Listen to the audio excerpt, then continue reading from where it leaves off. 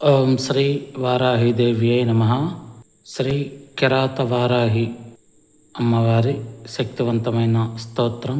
ఓం హాస్య శ్రీ కిరాతవారాహి స్తోత్ర మహామంత్రస్య దుర్వాసో భగవాన్ ఋషిః అనుష్టప్ ఛందః శ్రీ కిరాతవారాహి ముద్రారూపిణి దేవతా హుం బీజం రం శక్తి క్లీం కీలకం మమ సర్వశత్రుక్షయార్థం శ్రీకిరాతవారాహి స్తోత్రజపే వినియోగః.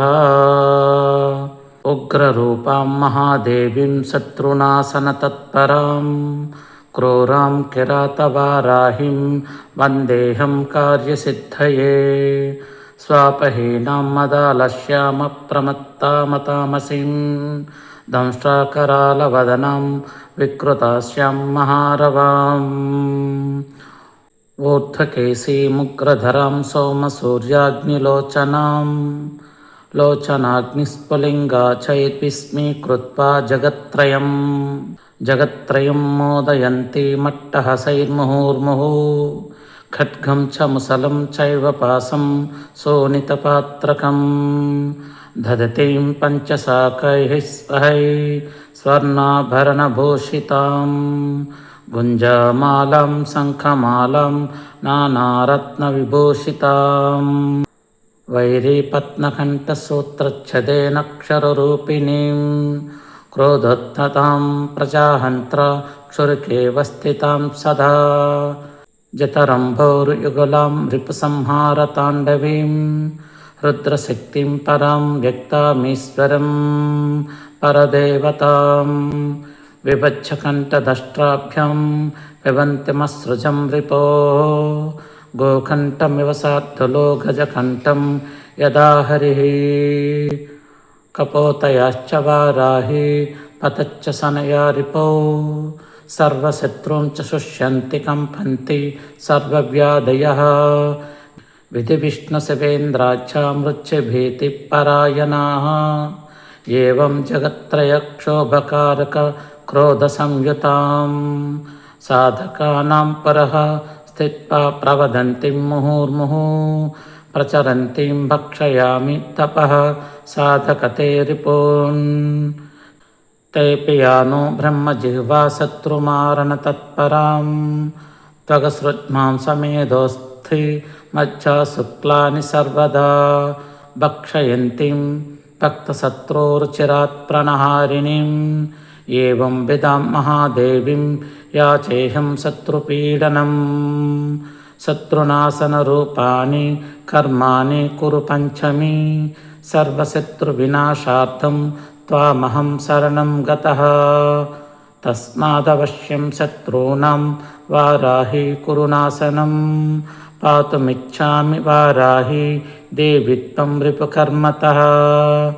మారయాసు మహాదేవి తత్కథాం తేన కర్మణ అపతః శత్రుభూతాయ గృహస్థో రాజకశ్చయాః. నానావిధాశ్చ వారాహి స్తంభయాసు నిరంతరం శత్రుగ్రామ గృహం దేశాన్ రాష్ట్రాన్యపి చ సర్వదా.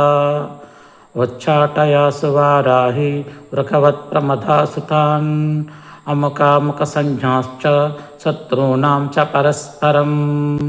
విద్వేషయ మహాదేవి కుర్వంతం మే ప్రయోజనం యథా నశ్యంతి రిపవస్తథా విద్వేషణం కురు. యస్మిన్ కాలే రిపుస్తంభం భక్షణాయ సమర్పితం ఇదానీమేవ వారాహి భుంక్షేదం కాలమృచ్ఛవత్. మాం దృష్ట్వా ఏ జనా నిత్యం విద్వేషంతి హసంతి చ దూషయంతి చ నిందంతి వారాహేతాన్ ప్రమారయ. హంతు తే ముసలః శత్రున్ ఆసనేహ పతనాదివ శత్రుదేహాన్ హలం తీక్షణం కరోతు సకలీకృతాన్. హంతు గాత్రాణి శత్రూణాం దంష్ట్రా వారాహి తే శుభే. సింహదంష్ట్రైః పాదనఖైర్హత్వా శత్రూన్ సుదూహుసః. పాదైర్నిపీఠ్య శత్రూణాం గాత్రాణి మహిషో యథా तां स्थाडयन्ति शृङ्गाभ्यां रिपुं नाशयमेधुना कुमुक्त्रैर्बहुभिर्वाक्यैरचिराशत्रुनाशनं कुरु वश्यं कुरु वाराहि भक्तवत्सले एतत्किरातवाराह्यं स्तोत्रमापन्निवारणं मारकं सर्वशत्रूणां सर्वाभीष्टफलप्रदं त्रिसन्ध्यं पठते यस्तु स्तोत्रोक्तफलमुस्मृते मुसलेनादशत्रूञ्च मारयन्ति स्मरन्ते ये ताख्यारूढं सुवर्णाभं जगत्तेषां न संशयः अचिरातस्तरं साज्यं हस्तेन कृष्य धीयते एवं जायेत् जगद्धेवीमाकर्षणफलं लभे अश्वारूढं रक्तवर्णं रक्तवस्त्राज्जलङ्कृतम् एवं जायेत् जगद्धेवं जनवश्यमाप्नुयात् दंष्ट्रात्रतभजां नित्यं प्राणवायुं प्रयच्छति दौर्भाष्यं संस्मेरिद्धेवं भूलाभं याति बुद्धिमान् सकलेष्टाद्धता देवी साधकस्तत्र इति श्रीकिरातवाराहि स्तोत्रम्। ओं श्रीवाराहि देव्यै नमः।